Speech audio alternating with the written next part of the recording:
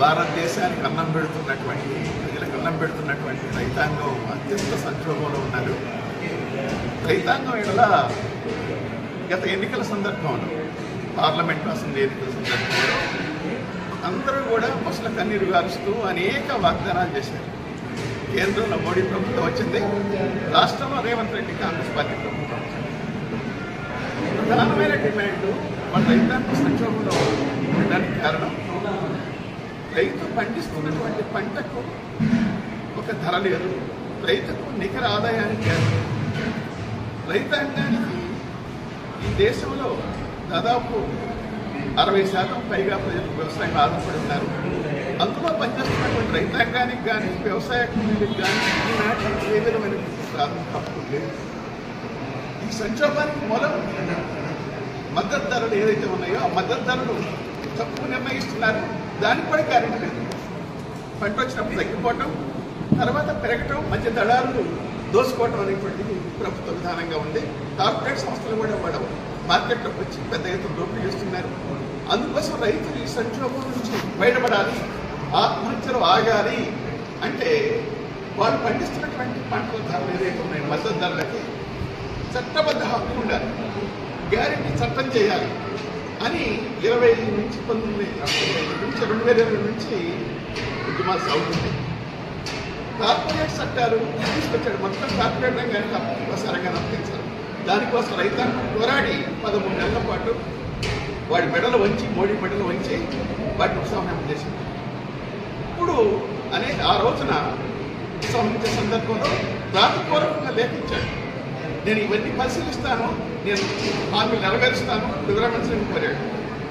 అప్పుడు ఆ లెటర్ ఇప్పటికి కూడా ఉంది. అందులో ఇచ్చిన వాగ్దానాలు ఏ ఒక్కటి మోడీ అమలు చేయలేదు.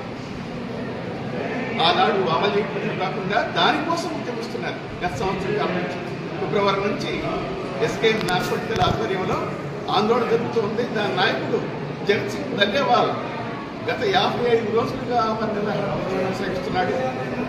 ప్రభుత్వం ఉడుపు లేదు, పలుకు లేదు, మోడీ మాట్లాడట్లేదు. దానికి సంఘీభావంగా 15వ తారీఖు నుంచి 111 మంది ఆమరణ చేస్తున్నారు. అయినప్పటికీ కూడా కదలలేదు. ఇటువంటి విషయంలో మేము అధికారానికి వస్తే మా కోట్లు వేయండి, అధికారానికి వస్తే మేము చట్టబద్ధ కల్పిస్తాం కనీస మద్దతు ధరలకి అని కాంగ్రెస్ పార్టీ వాగ్దానం చేసింది. ఆ కాంగ్రెస్ పార్టీ ప్రభుత్వం రాష్ట్రంలో ఉంది. దాన్ని బలపరుస్తూ ఈ చట్టం చేయాలని కోరుతూ కేంద్ర ప్రభుత్వాన్ని రాష్ట్ర అసెంబ్లీ తీర్మానం చేయాలని రేవంత్ రెడ్డి గారి ప్రభుత్వాన్ని మేము డిమాండ్ చేస్తున్నాం. ఈ ఉద్యమాన్ని నీరుగా చేయడం కోసం ఇవాళ మార్కెటింగ్ విధానం, జాతీయ మార్కెటింగ్ విధానం వచ్చి తీసుకొచ్చారు. రాష్ట్ర ప్రభుత్వాలను అమలు చేయమంటున్నారు. ఇది రాష్ట్రాలకు గొడవస్తుంది. మొత్తం రద్దు చేసినటువంటి కార్పొరేట్ చట్టాలను దొడ్డుదోవడకుండా కార్పొరేట్ రంగాన్ని కంపెనీలు తీసుకొస్తున్నారు. పంజాబ్ రాష్ట్రం ఇప్పటికే మేము అమలు చేయమని రాష్ట్ర అసెంబ్లీ తీర్మానం చేసింది. మన రాష్ట్ర ప్రభుత్వం కూడా మేము అడుగుతున్నాం రాష్ట్ర అసెంబ్లీ తీర్మానం చేయాలి. అలాగే ఈయన వాగ్దానాలు చేశాడు. ఆ వాగ్దానాలు ఏ ఒక్కటి కూడా సరే ఇప్పటికి అమలు కాలేదు. రైతాంగానికి సంబంధించినటువంటివి రైతు భరోసా కౌలుదారులకు కూడా ఇస్తానని చెప్పాడు, రైతులందరికీ ఇస్తానని చెప్పాడు. కానీ కౌలుదారులకి ఇప్పటికి ఇవ్వలేదు, మండి చేయి చూపిస్తున్నాడు. ఇది దుర్మార్గమైన విషయం. కౌలుదారులకు కూడా ఇస్తూ ఈ భరోసాను అమలు చేయాలి.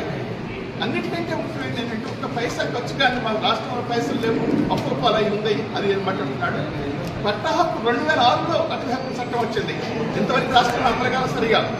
దాన్ని అమలు చేస్తామని కాంగ్రెస్ పార్టీ వాగ్దానం చేసింది సంవత్సరం లోపల. కనుక పౌర సోదరులందరికీ కూడా పట్టా హక్కులు ఇవ్వాలని మేము డిమాండ్ చేస్తున్నాం. ఇస్తే భరోసా వస్తుంది, పిఎం కిసాన్ వస్తుంది, ఇతర సౌకర్యాలు వస్తాయి. ఆ విధంగా ఇటువంటి దానికోసం ఈ రోజున 2 ఏకెంఎస్లు కూడా అయిపోతున్నాయి. ఈ డిమాండ్ సాధన కోసం రైతు ఉద్యమాన్ని, సమస్యల ఉద్యమాన్ని నిర్మించబోతున్నాం. జనవరి 26వ తారీఖున దేశవ్యాప్తంగా జిల్లా కేంద్రాల్లో, రాష్ట్ర రాజధానుల్లో, డివిజన్లలో కూడా ట్రాక్టర్ ర్యాలీలు, మోటార్ సైకిల్ ర్యాలీలు ఉన్నాయి. ఈ ప్రభుత్వం దిగొచ్చేంత వరకు కూడా ఈ ఉద్యమం కొనసాగుతుంది. తప్పనిసరిగా సాధిస్తాం. దానికి మద్దతు ఇవ్వాలని అన్ని ప్రజలకు కూడా తెలిపిస్తున్నాం.